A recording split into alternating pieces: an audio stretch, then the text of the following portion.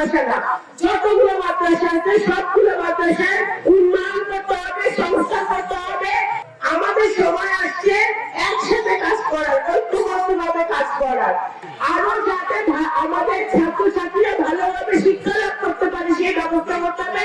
সেই নিশ্চয়তা আমি রেখো, আমার দায়িত্ব, আমার আব্বার সন্তান হিসেবে আমার দায়িত্ব, আমি সেটা করবো। আমি যেটা করবো সেটা আমি আপনাদেরকে কথা দিচ্ছি। এখানে উপস্থিত আমাদের মুরব্বী তারা চেয়ারম্যান, চরণ চেয়ারম্যান,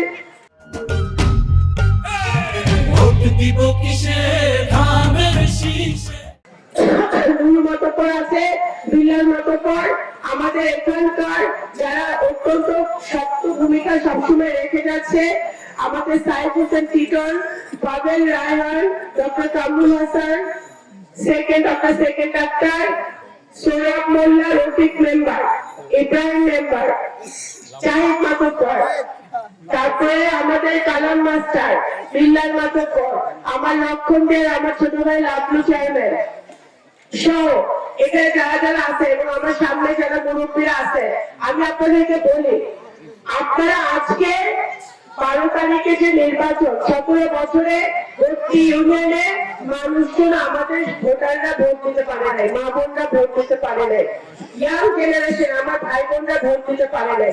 এই সুযোগ আসছে ভোট দেওয়া, যাকে ইচ্ছে তাকে ভোট দেওয়া। আমরা কাকে ভোট দিতে চাই? সারা জীবন আমার বাবা কষ্ট করছে, আমার বাবার মৃত্যুর পরে আমি ভোট দিতে বহুবার আসছি, যখন আসতে পারি নাই, চেষ্টা থাকলেও ইচ্ছা থাকলেও আসতে পারি নাই, কেন আসতে পারি নাই সেটাও আপনারা জানেন।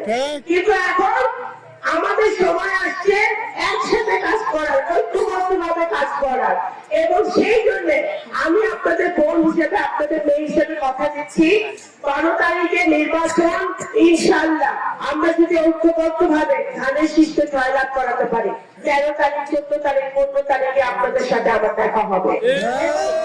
ইনশাআল্লাহ ভর্তির উন্নয়ন হবে, রাস্তাঘাট হবে, মাদ্রাসা মসজিদের উন্নয়ন হবে, আমাদের এখানে সাঁওতাল উপজেলায় হসপিটাল হবে, আমাদের ধর্মসংস্থান হবে, বিশ্ববিদ্যালয় হবে, কলেজ হবে, ইউনিভার্সিটি হবে, যেটা আমাদের মুরব্বীদের, মা বোনদের, আমাদের ভাইদের, বোনদের, ছাত্র সমাজ, যুব সমাজের একান্ত দরকার।